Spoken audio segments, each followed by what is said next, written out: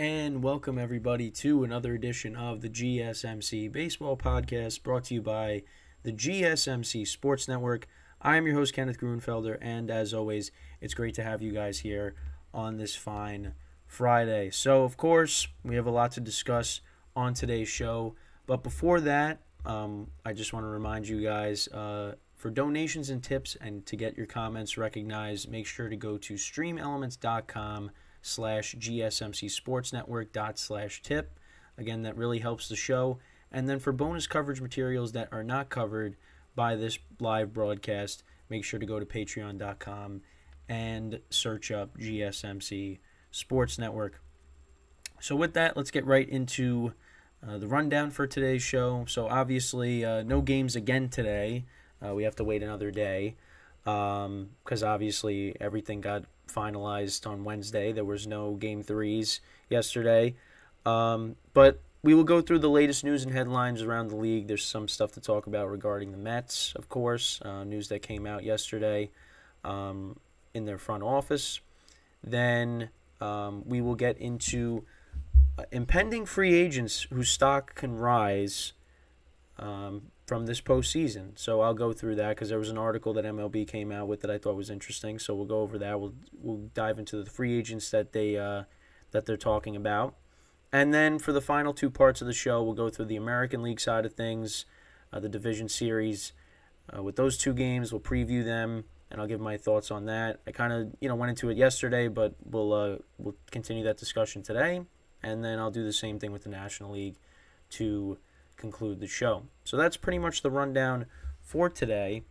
So let's get right into the first part of the show, which is discussing some headlines. So some stuff with the Mets. Billy Epler, their general manager, decided to step down from his position. And I was watching the Michael Kay show and they were talking about it. It just seems like now that the Mets brought in David Stearns over from the Brewers to be the president of baseball operations, it seemed like Billy Epler really was going to have to answer to him. And, they were basically saying, like, yeah, he basically just left because he's like, oh, so I basically have no power whatsoever and I only answer to you. And that's why he decided to leave and step down as general manager. So he's not going to be a part of the Mets anymore. I guess Met fans are happy about that. And it's just kind of funny because, he traded away all these guys. The Mets, obviously, they said to themselves they didn't really seem like they were contenders, so they decided to trade away guys like Tommy Pham, Justin Verlander, Max Scherzer, who are all currently in the playoffs still. And now he's gone. So, and David Stearns, it's basically going to be up to him now, I guess, to kind of reconstruct this team and get this team back on track. So, and also another thing that I saw too is apparently there's a report out there, it's a rumor, that Buck Showalter has some interest in taking the Angels job with Phil Nevin not returning as the manager there. So we'll see what happens with that. I mean, I don't know what the Angels are going to look like next year because there's going to be most likely no Ohtani. They could look to move Mike Trout. So I don't know what's appealing about that job. Unless, if both players come back, then there's the appeal right there. But if I'm Buck Showalter and those guys are not on the team next year, I wouldn't really want to manage that team. But then again, he might just be looking for, I don't know what his intentions are. He could just be looking for, another job, and he'll take whatever. So, but that was something I saw right before I got on as well.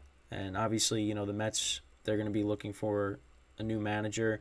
There's rumors that it could be, Craig Counsell's name has been thrown around, but, nothing is, nothing is definite. He could stay with Milwaukee. So, but yeah, so that's the news there. Also, more stuff with the teams that got eliminated So I saw a TikTok video, and it was of I guess it was a news network that has some affiliation with the Blue Jays, and the guy was basically talking about how uh, the Blue Jays, the analytics, and it's not John Schneider's fault that. Well, he actually did say John Schneider should be fired because he was the last line of defense. Because it all goes back to the manager and the role that they have now. They don't have as much of a say as they used to. It's more of a collaborative effort between them and the front office. And he said that John Schneider should be fired or should be gone because he was the last line of defense when it came to that decision of taking Jose Barrios out of the game against the Twins. And yeah, I mean, listen, everybody on social media, Blue Jays fans, like they want him gone. They want the general manager gone. And yeah, I mean, he was saying that the pitching staff for the Blue Jays is a World Series pitching staff. And he's right. Jose Barrios had great stuff. Chris Bassett, Kevin Gausman. I mean, the rotation's very good. It's just the Blue Jays could not get anything going offensively.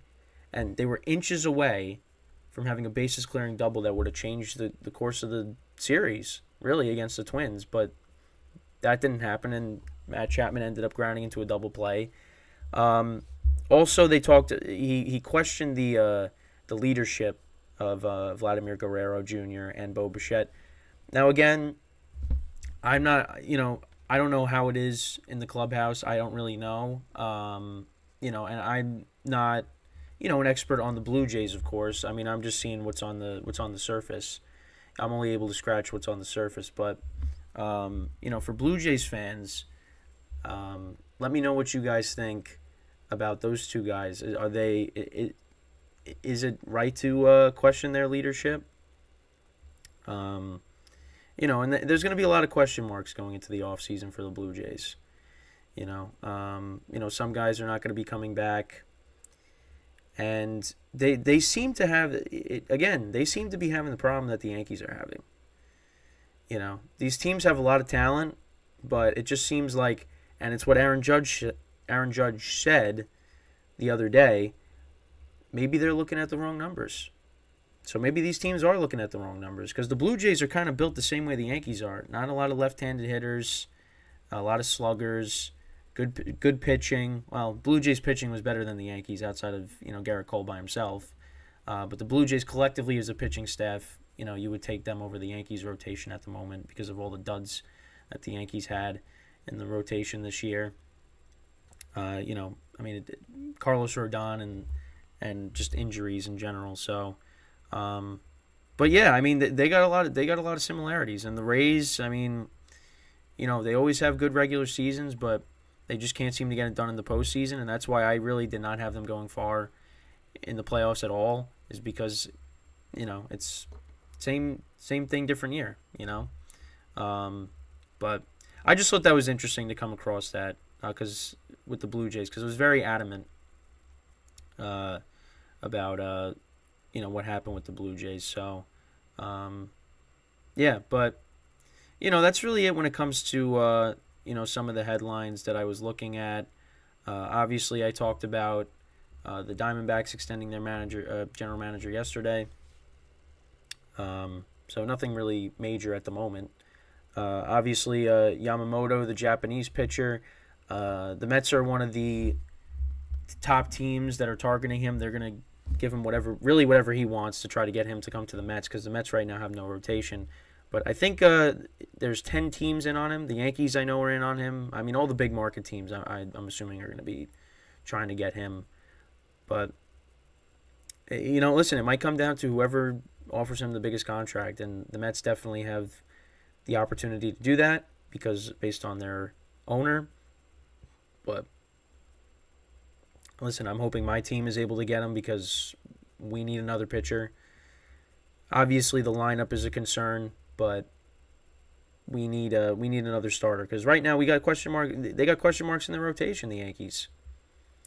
So, but that was another thing that I didn't mention. So he's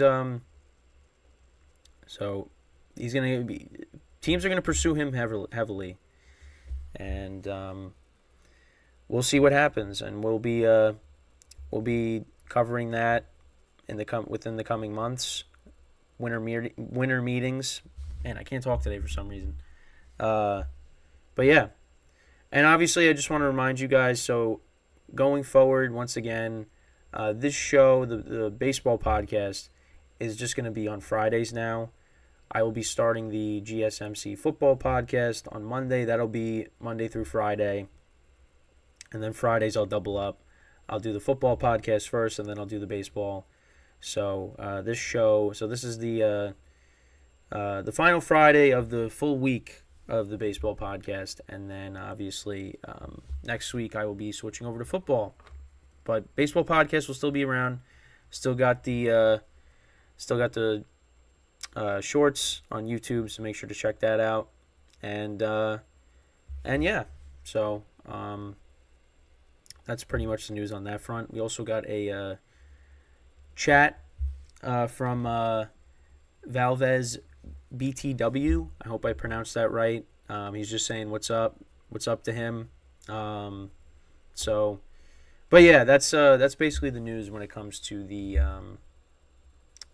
going forward for next week. So just keep an eye on that. But like I said, we'll still have content coming out for it every single day, just not, the full, hour live stream and then the Patreon. That's gonna be down to one day, which is definitely a big difference. But obviously, there's a lot going on. But next week I'll be doing the football, so make sure to tune in for that. But I just wish there were games yesterday to go over, but when it comes to baseball. But like I said, gotta wait another day, and we'll see how this weekend goes. Really looking forward to them. We got all 4 games on Saturday.